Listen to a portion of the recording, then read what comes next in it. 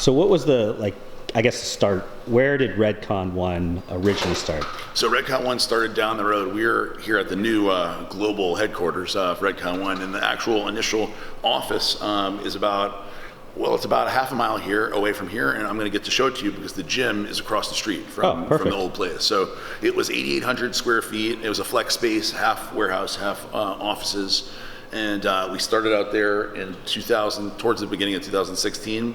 And we quickly, when I walked in there, first off, it was $12,000 a month, and I had no products, and a whole bunch of, we already had 6 employees plus me, and it was a scary thing to sign that lease, because I was like, man, if this doesn't work, I'm stuck for 3 years in a $12,000 a month, and it was such a big space. But we looked at all these littler spaces, and I kept being like, no, 4,000 square feet is not going to work. This one's not going to work. This one.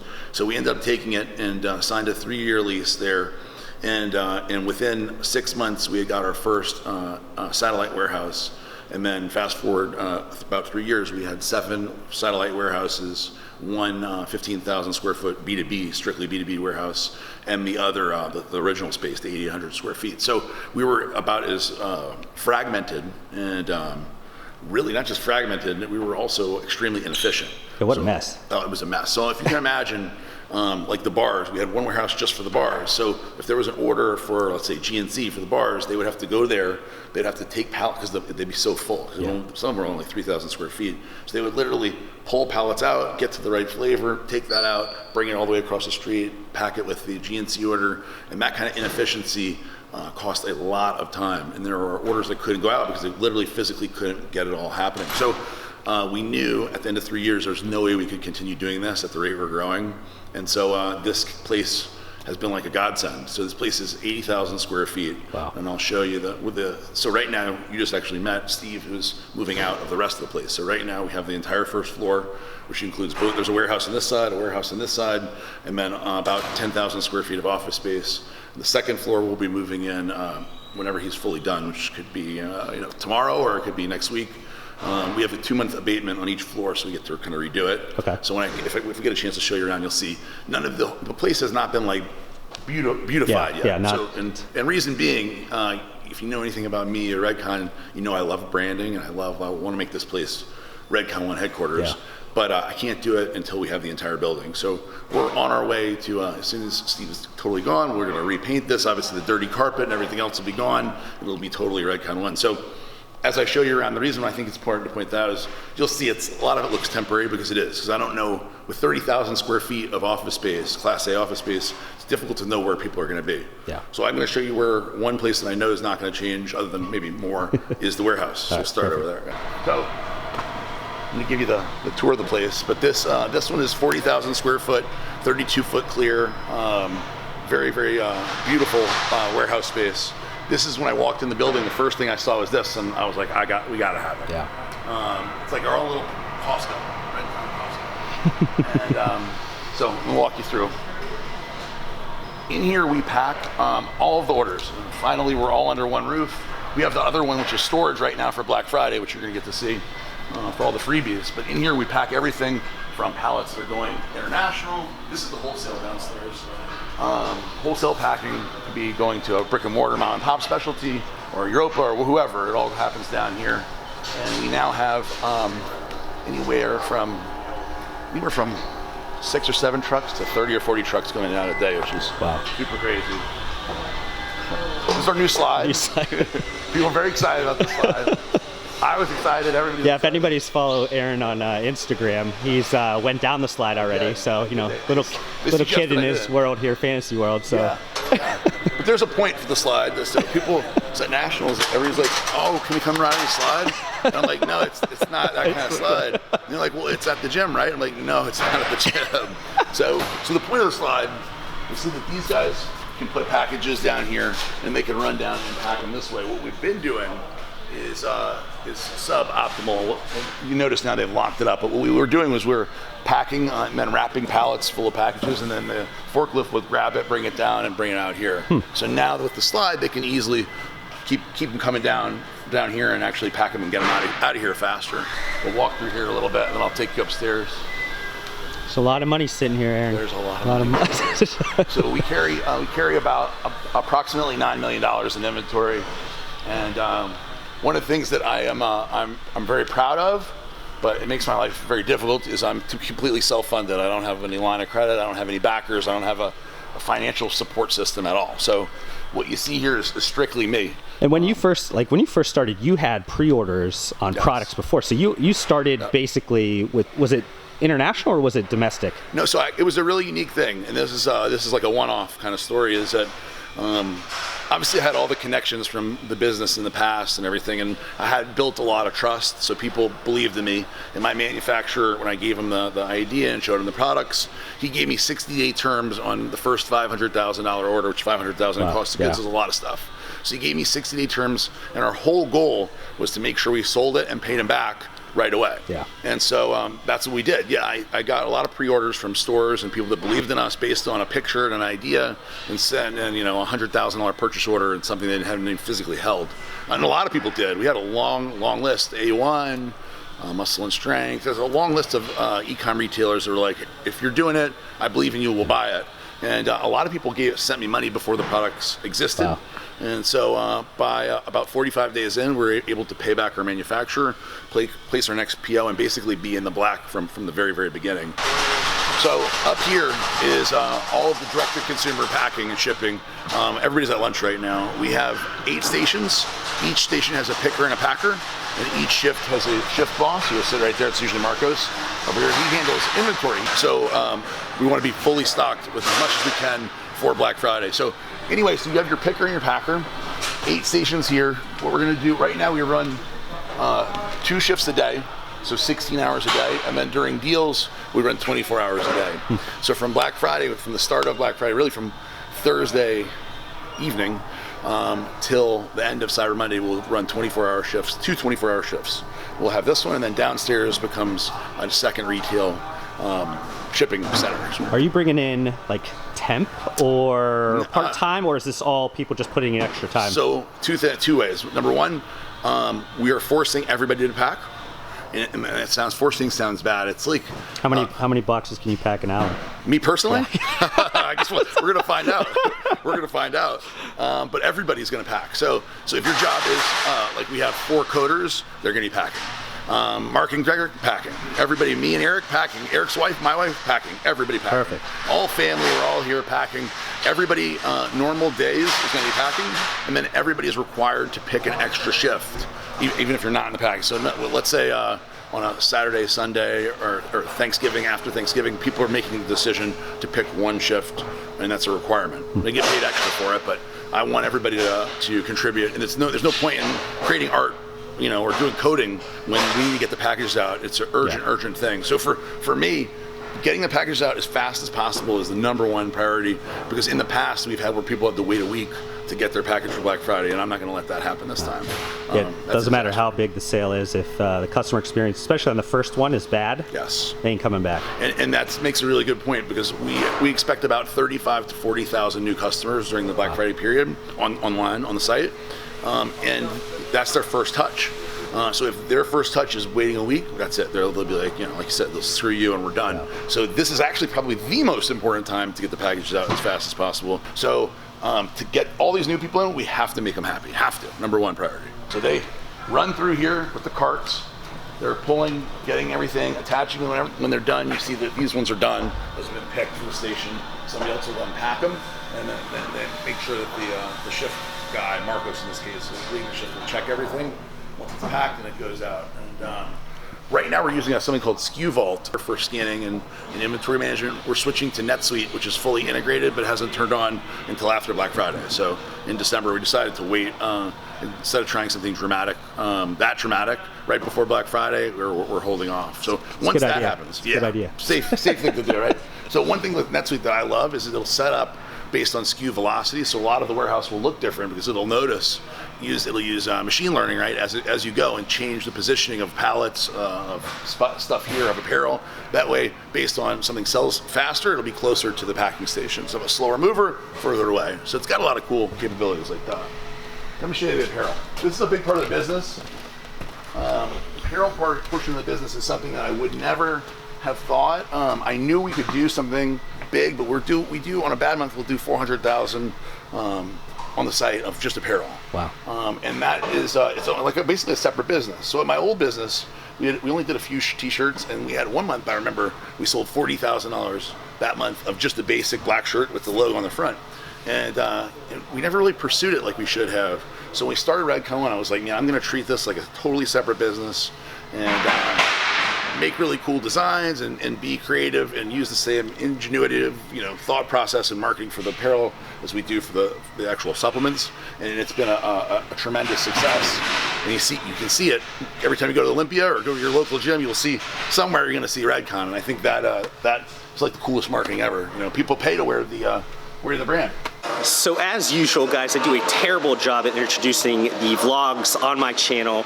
I'm actually in Boca Raton, Florida at Redcon1, and they are the fastest growing sports nutrition brand in the industry. It might not look like it right now in the warehouse because there's not much going on. They actually shut down the website last night to get ready for Black Friday, and that's the reason why I'm here at Redcon1. Aaron Singerman and I kind of came up with this idea that it would be great for me to kind of show the inner workings, the behind the scenes, peek behind the curtains type of look at the fastest growing sports nutrition brand in the industry, what they do for the biggest shopping holiday of the year. Maybe you guys could pick up some pointers to up your game. If the industry as a whole levels up, all of us make more money. So Aaron was gracious enough to share some of these secrets with you, share some of the secret sauce. A lot of times you don't get to really feel what's going on at a company until you are inside these four walls. And over these last 3 days, I've been definitely able to get a feel of what Redcon1 is building. Well, we use Black Friday as a great way to get new customers. I mean, that's the big thing for us. Black Friday is, of course, about making sales, but really the number one thing is to get the new customers. And so the way that I have always believed, and the way that's really worked for Redcon, is gift with purchase. And so we do some pretty awesome stuff. And this Black Friday, we're going even further.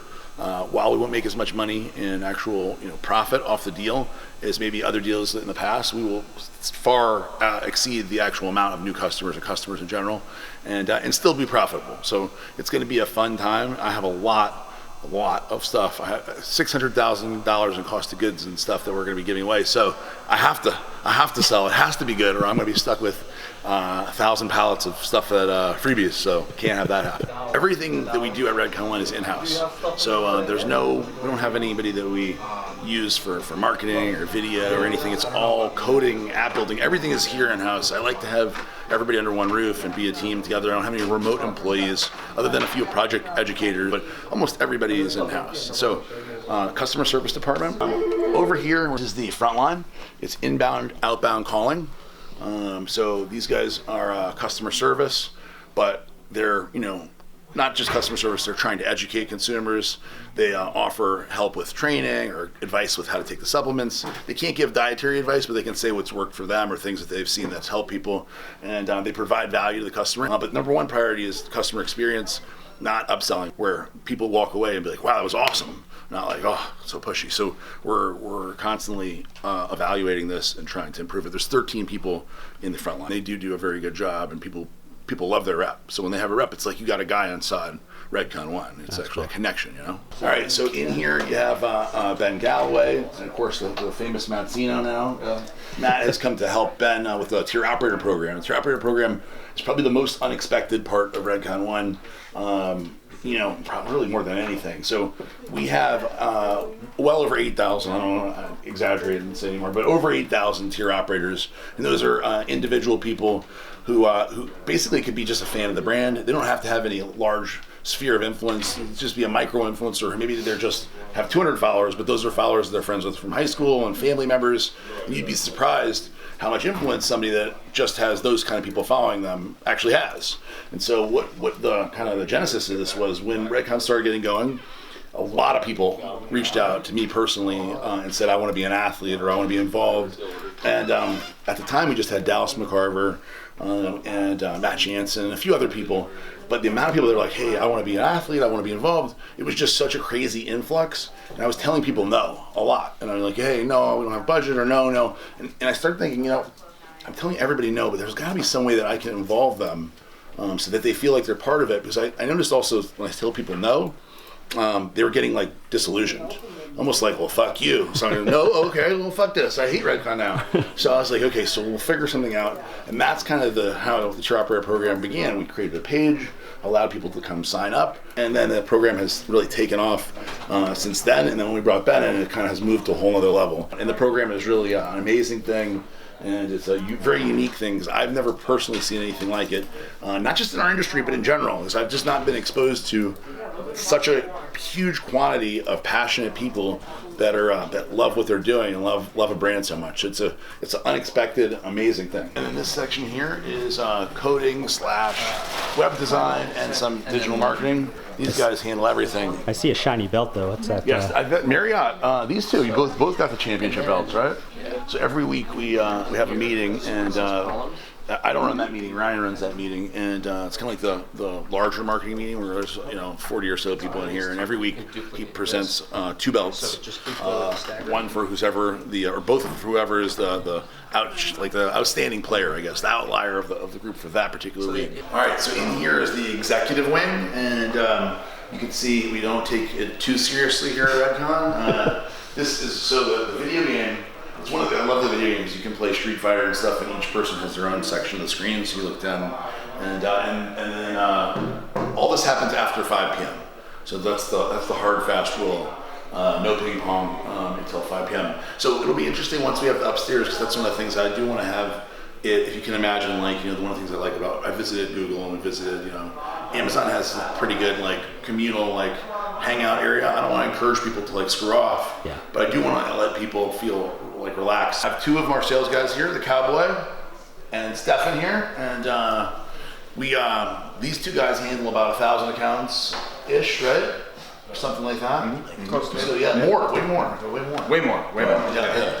Substantially grows month over month, guys. Another sales guys. You got all the sales guys. So we have here. We walk you through. I mentioned to you that we do everything. This is Ray, who runs the video team. We have a format on the video team. Well, and a lady. So. And one of the things, like I mentioned before, is that we do everything in-house. So I really meant that. All of the video, all of the pictures. We have a lot of very skilled people here. And one of the things we don't, I never skimp on is equipment. So I very early on, working for years and years ago for Arcs Muscle and Dave Palumbo, he was very cheap with equipment, right? We want to get the cheapest possible equipment as long as he got the job done. And I didn't realize the difference at the time between a $300 camcorder and a $3,000 camcorder, but man, it is a tremendous difference. So that little lesson showed me how much better even somebody who doesn't know what they're doing can look if they have good equipment. And so for Ray and the team, I make sure to always get, never skimp. When Ray tells me, hey, this is something that's going to improve our brand or the appearance of our brand, I just basically pull the trigger. Everybody, you tell everybody, you all post and say, make sure you watch Aaron's IG Live. So we're going to make a big push, so we're going to get thousands of people to watch the IG Live. I'm going to show the products, I'm going to announce the products, we're going to talk about it, talk about Black Friday, some of the strategy stuff for Black Friday. All that's going to be happening. And then as soon as I say that, I go live, you guys can at that point send your customers, let your customers know what's going to be the deal. The first takeaway that I want to talk about is around sharing information freely with a group. Something that I see often in companies is a lack of transparency and flow of information from senior leadership to everyone lower in the company.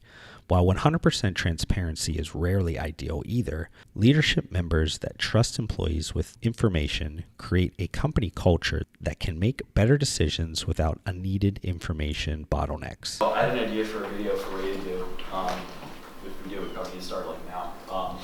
Just kind of like he's doing actually, just chronicling the process of Black Friday, meeting to launch, to deal, to shipping, to aftermath, just to show just the inner workings of the office during Black Friday. The second takeaway is being open to bottom-up ideation. An often overlooked part of a successful company is their ability to foster an environment where employees feel safe to share ideas and provide feedback to senior leadership. I witnessed Redcon1 employees not being afraid to provide input on proposed senior leadership ideas, and also when presenting their own ideas. People saw in Ryan's post on Workplace. Is there any other opportunities that you guys have seen that we haven't taken advantage of, or other things on your list where you're like, well, we should do that, and maybe there's still time to add some stuff? The third takeaway that I saw from meetings at Redcon1 was around making adjustments even late into the holiday planning based on inputs of the group. Even though creating an environment of sharing ideas is important, it really becomes powerful when those ideas get pushed to plans of action and execution. It's important to remember that many employees are driven by making an impact at the company, and that happens when their ideas become a reality.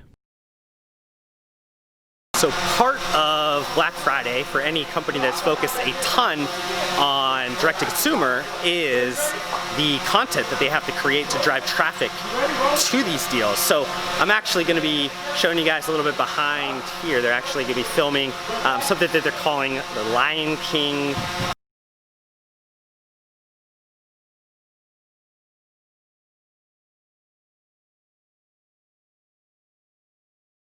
When I was watching the Redcon1 marketing and ancillary team members, it reminded me of a few points that I constantly bring up with clients around content creation. 1.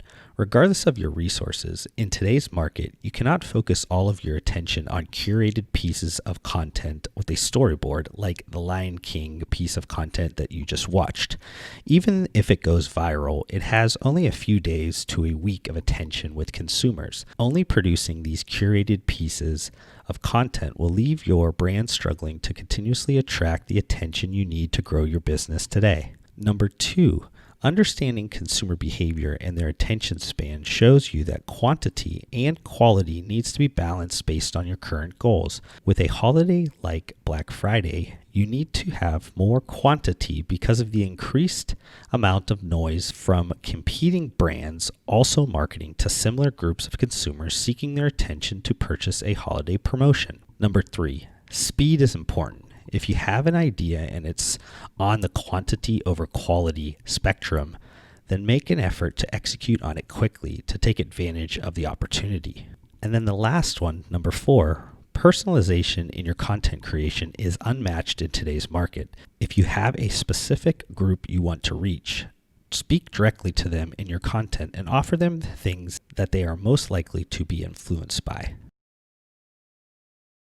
Aaron, I think an important part of Black Friday or any like major sales holiday is just how long it takes to plan or just around the like lead times and things that people maybe don't understand that goes into this. Can you explain a little bit about like how you guys approach lead times? Sure. Well, for Black Friday, I'll talk about specifically for Black Friday because it's obviously a really big weekend, and it's really, honestly, it's really Thanksgiving evening all the way till Cyber Monday. And so the planning that's required, first off, we do, as we talked about in the past, gift with purchase. So there's, the hoodie, the gym bag, the shaker cup, and the challenge coin all require time, especially the hoodie and the bag. So we started and designed and purchased, put the purchase order in for the hoodies and the gym bag in January. Because we ordered so many of them. When you order anything, when you're ordering above 50,000 in quantity, it's always smart, especially for something big that's coming a long way on a boat, to be really well in advance. So it's been actually sitting, all that stuff has been sitting there for months now. The other big thing is making sure your inventory is in stock. And one of the things that we were, I wasn't great at and have gotten better and better at is forecasting inventory requirements and what we're going to need. So what we did is we've kind of ordered up about 12 weeks before or so, and we used our projections in terms of what we think we're going to sell, what items turn the fastest, kind of the velocity of a lot of the things. And then we have a lot of new product releases for Black Friday. So we have 2 new emery bars, and the emery bars, just like anything, the big thing for us is the labels, the art, the labels, the foils. So all that stuff takes a while, much longer than the bar actually, because we have the bar guys, Bakery Barn is well ahead of us in terms of the raw materials. So they don't order for each order. They've ordered up because we're making them so quickly. So we got to get the art done. Then we have to get the art approved by Jay the lawyer, who you've met. And then from there it goes into the actual printing, and there's a queue, and then to get the foils done, same thing. So usually for the bars we plan for a new bar about 12 weeks in advance. So when you have a deadline you have to hit, like Black Friday, you want to maybe even do it a little earlier. Same thing with all the new flavors, the Emery Light, Big Emery, and then Emery Light pumpkin pie, and then caramel corn, and then the Big Emery pumpkin pie. That's another like 12-week lead time. The big thing though is your fast movers, like for us, total war on the site right now. We have a lot of really big movers that don't move as fast in a lot of other channels, so we don't hold as much inventory. So if like a Vitamin Shop or GNC or some of the bigger chains don't pick up something, we don't keep as large an inventory because we're just mostly selling it on the website. The website we sell pretty evenly. So there's really no such thing as a really slow mover on the website, but some of them may turn 500 or 600 units a month. So we may only hold 1,200, 1,300 units total, 3 months-ish is what we're shooting for most of the website kind of movers. So we order up. We order up in advance. There's a lot of planning in terms of assets, website design, making sure it's easy to check out. We reduce the friction. We're kind of updating everything. And then the art that we produce and the videos, it's all a rush kind of till the end.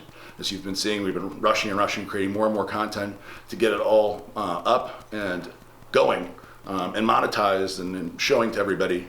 And that's a process too. We have a great relationship with Facebook and Instagram, and we talk to her rep daily, and she was texting me last night about the ads and stuff. So we get really pushed to the front in terms of approval, but there's still, you put up a video like the funny Black Friday Lion King one we just did, it could take a day or two to get approved.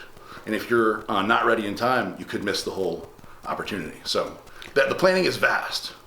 In terms of like different segments of the business, and marketing is something that you guys are doing on the fly. You guys are executing quickly.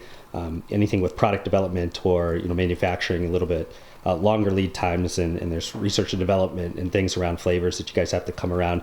How do you balance all of that? Do you guys have programs? Do you guys keep that in charge of the department heads? Is this something that you guys just use spreadsheets or old school methods, or is there something that you guys have kind of stumbled on that's worked well? In terms of just managing, just kind of managing all the different lead times and making sure everything is ready to go, because obviously if you hype anything up and then it doesn't show up, then it's dead on arrival type of a situation. And that happens. So for us, we do a lot of things on the fly in terms of planning. So a lot of it is spreadsheets, a lot of it is meetings. Josh, you've been here for a few days now and seeing, but every week we have multiple meetings, and from leadership meetings to sales meetings to manufacturing meetings. So we're constantly updating and being updated by the manufacturers where we are, the sampling process, getting the actual samples from the flavor house, trying it, approving it.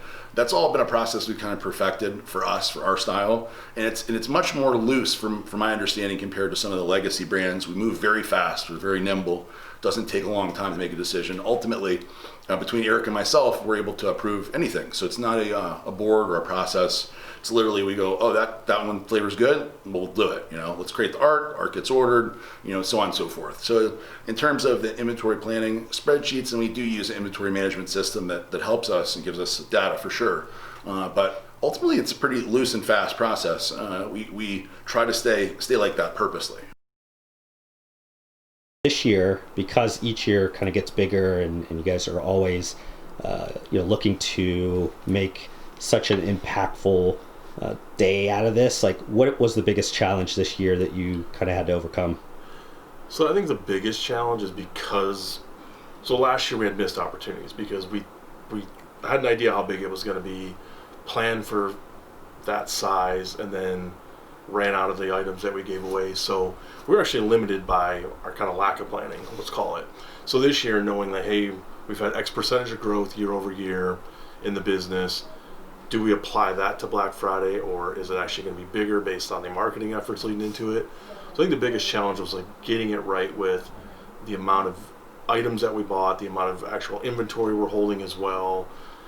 Probably the other part is we moved warehouses, so we went from the 8 warehouses down to the big one that we're in now. So it's just having the room, not overbuying. So I think that was the biggest. The logistics of it this year was probably the most challenging. Looking at Black Friday, we really had to take a step back and not just measure with what we did in prior years, but really rethink where do we want to grow to. So as companies that are on growth trajectories continue to double in sales and quadruple in sales, sometimes the levers that worked at a smaller scale don't work at a bigger scale. So you almost have to go back to the drawing board and rethink, how do you double something that's twice the size it was even just a year ago? Honestly, this year for Black Friday, I can't think of anything that was overwhelmingly challenging. You were here when we found out that some of the products that had been hyping up we're not going to be here in time, even though we spent all this money on advertising the new products. But then after a few phone calls and me pressuring people, I was able to make it work out, So in terms of like big challenges, I don't really think that we've had any this year. Everything has went really smooth. We've been thinking about this for such a long time that we had a lot of planning and forethought done well in advance. So I would honestly say that there's been very little major challenges that we haven't been able to overcome. Everything has kind of worked out in the last minute. I feel like this is all a good sign that Black Friday is going to be significantly bigger than last year. And we are hoping for a 300% year-over-year growth. So one of the things that we do different with other channels is we try to support everybody, And that's one of the big things we do, especially with specialty, brick and mortar, who supported us since the very beginning. We make sure that we offer them to take advantage of the deal as well. So yeah, the people who come to the site have the opportunity to get the free hoodie and bag and everything. We also sent out literally over 10,000 gym bags and hoodies to some of our retailers, kind of in proportion to the sales that they do. And the idea is to get them to be able to take advantage of the deal with their customers. So they tell their customers, come in and buy a Redcon product or any other. We even say it's okay, as long as they're buying a Redcon product, they can have the free gym bag or hoodie or whatever they want to give, even if they're buying other people's products. So let's say it's a $150 limit. We tell them, go ahead and give it out, bring in the revenue for your store. We're supporting you. Just sell a Redcon1 product when you're giving away the stuff. And we also ask them not to sell the items, try to use it as a giveaway to promote their business. And it definitely works. I think a lot of them really appreciate it because very few other companies are spending, we sent over $100,000 of free giveaway stuff for Black Friday for their stores. I can honestly say the most exciting part that I'm most proud to have worked on with the team is really leveraging augmented reality. For the last 4 months, this new technology has already been integrated with our labels Total War, Big Noise, Emery, and Emery Light. All you have to do is click the link in the bio or swipe up to see the new technology and the deal right now. 3% discount on any of our award-winning supplements. We'll hook you up with a $60 free gym bag, an exclusive $50 free gym performance hoodie, a brand new never-released $10 Redcon1 shaker, and the priceless collector's edition challenge coin, all totally free. Buy for yourself, your gym partner, or as a gift. We're working 24/7 to ensure your order is shipped very fast. But hurry, orders ship in the order they're received, so order now, cut the line, and don't forget to use the code BLACK33 at checkout to save an additional 33% off your entire order. So when we look at technology, a lot of times in supplementation, you're thinking about maybe it's ingredient-centric or it's a historic brand-centric. But the question really is, how can we create a bi-directional, really experiential brand? So leveraging the ability to bring to life in 3D video and audio products where moving forward we can tell stories and we can give background insights and we can really invite people into the brand to not only take the products and love the brand, but to show behind the scenes in a way that's never been done before was what I'm most proud of. So for me, Black Friday is honestly, it's like my favorite time of the year. So I really look forward to Black Friday because it's so exciting, because there's so much on the line, because there's risk and reward and excitement and financial gain, and it's an extremely exciting time for me. And truly, the favorite time hasn't happened yet, because my favorite time will be when we go live at 7 p.m. after Thanksgiving. Really, tonight at midnight, the Alpha team, our subscription members, are able to purchase, and the tier operators start at noon, and then by 7 tomorrow night after Thanksgiving dinner, we go live to everybody, and that's really my most exciting time. I'll be here at the office. But one of the coolest things ever is to watch the Google Analytics when you have a really big deal like this, because we can have 10,000 people on the site at the same time. So I always look at the number and I imagine the amount of people, in a small stadium or a huge concert, like when you go, and I'm thinking all of these people are on our site right now, going around, looking, purchasing, and it's a really, really amazing and neat feeling to see the numbers.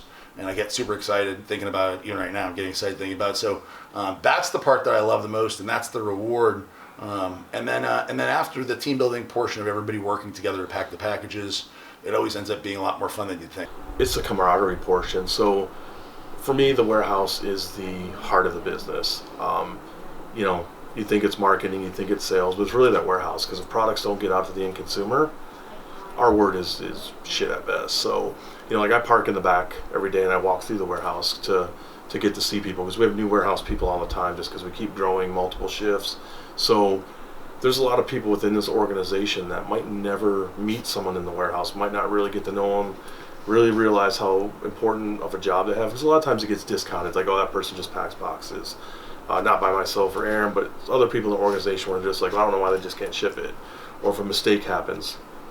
But when you work during Black Friday, because one of the requirements is all of our employees must pack during Black Friday. We make it a actual company-wide event. That's a requirement, and it really is to help, one, get all the packages out to serve the end consumer, two, allow the other employees that are non-warehouse workers to really see how important and how hard of a job it is, and three, it's really to bring everybody together. I mean, I kind of look at it as like it's our own hell week that like the SEALs go through in Buds, where it's tough, it's not fun, you're working usually 16-hour days.